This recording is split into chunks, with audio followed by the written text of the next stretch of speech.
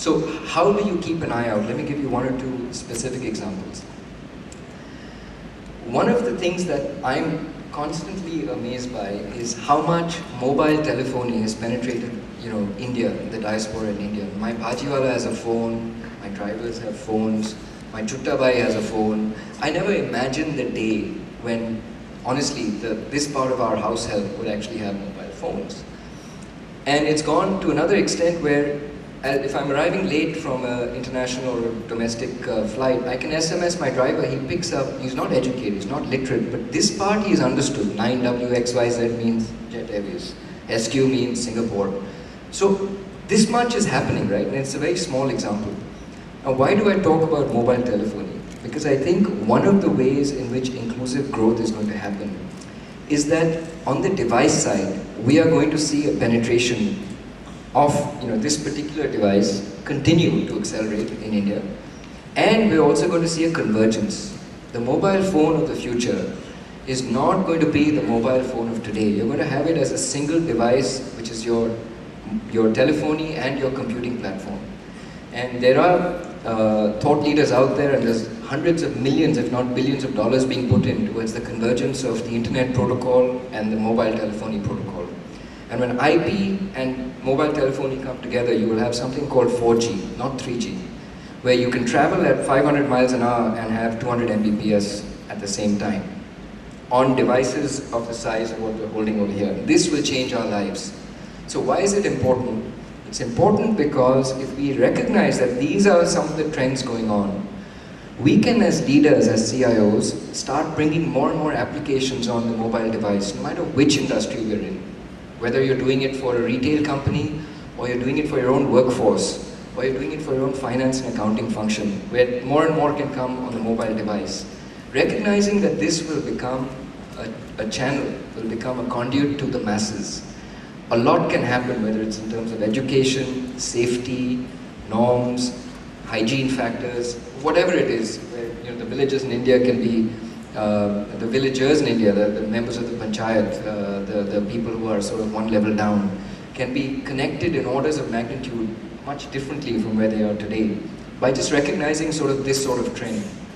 And we can start seeding that by affecting the 20,000 people or the 100,000 people, as I think Captain mentioned. Each company, the big players are pretty sizable today.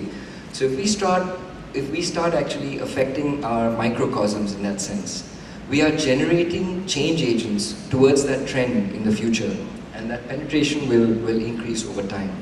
There's one more example, which is, depending on the industry that the company is in. So for instance, companies that have some touch point to the agro-business, whether it's FMCGs or it's farming companies, etc. There's a more direct application of technology. For instance, Arthur Daniel Midland in the US does a lot of this sort of satellite-based farming, where you look at the productivity and the yield of the last year based on a certain patch of land, and you compare within the same acre, what was the productivity of this row of plants and this row of seeds, etc., and you then take corrective closed-loop measures, as somebody else mentioned during the past 2 days, where you do better farming, different seeds, different climate control, all kinds of, like the John Deere example, etc.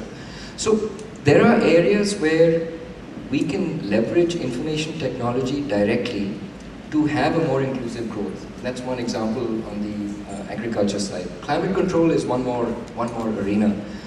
I don't think the IT impact of reducing the carbon footprint through having efficient data centers is going to be anything close to what the IT impact to reducing the carbon footprint in manufacturing industries, for instance, can be if IT is propagated as a monitoring tool for actually monitoring for firstly quantifying the carbon footprint, so based on the definitions and the norms, actually figuring out on a real-time basis or a daily basis or a weekly basis, what is my carbon balance, debit, credit, and think further to a world where a carbon exchange sort of gets set up between countries and between companies.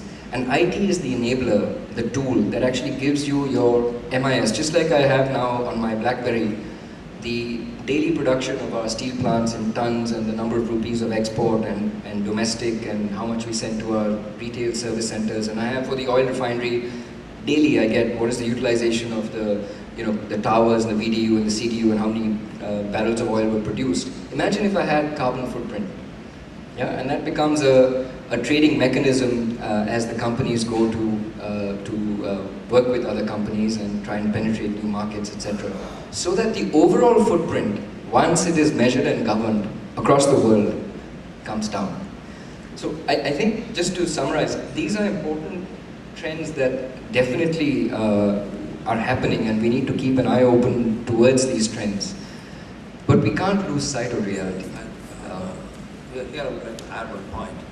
See, 4 years or 5 years back, when India's payment systems, so financial payment systems, I would rate them as one of the finest in the world. The Reserve Bank of India has done an excellent job in actually introducing the real-time gross settlement systems.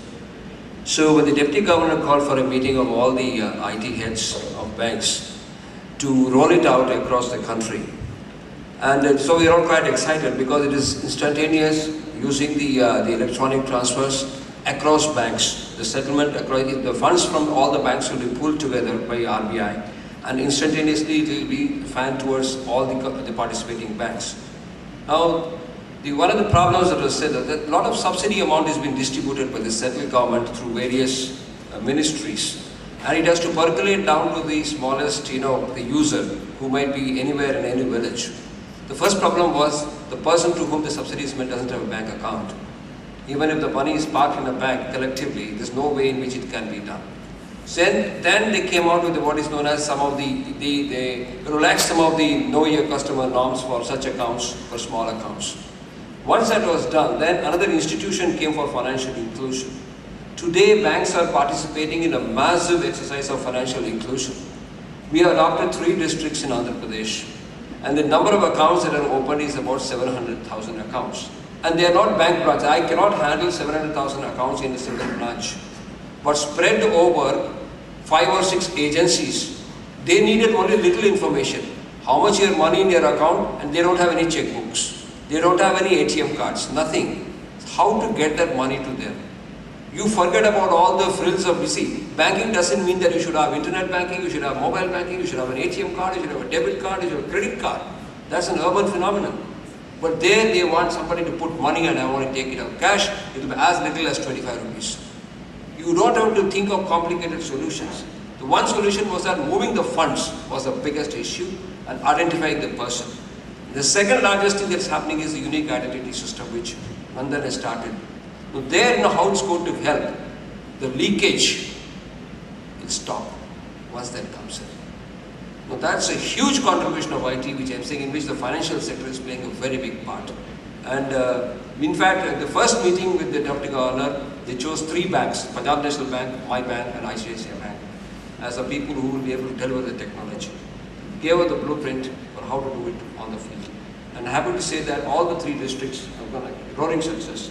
And 2, the e-governance exercise of Chhattisgarh government, we had a huge amount of role to play in making them understand how to leverage the multiple channels which are available in the banking system to couple with their e-governance initiatives. So that way you'll have to look out. And the impact is fantastic when you go to the village and find that these people are getting money straight. Yeah. That's it. Excellent. Great examples. Like to open it up for comments, questions, inputs. Yes. One positive side, I recently Speak into the... Yeah, there was a meeting with 10 MPs of the Naxal affected states, and I was really very pleasantly surprised that the young MPs had very good grasp of the situation. They knew exactly the causes and they knew exactly what is to be done. Of course, nobody really knows what is to be done. So that is of course a dilemma. But they are very pleasantly surprised. Secondly, I think another point on your take was that the soldiers who come from very poor background, they are likely to be on the other side. Well, I have got a different view. I think army trains them, and then they do become this side of the table, and will not be led to side with the wrong people. Can I just close a second pointing on that side and this side is the fundamental issue? Because if we say that if we give them money, they come to this side, otherwise they will be in that side. The point is, I'm saying that if you look at the pyramid, and this is not something that I've said, even the Prime Minister said this, that if you look at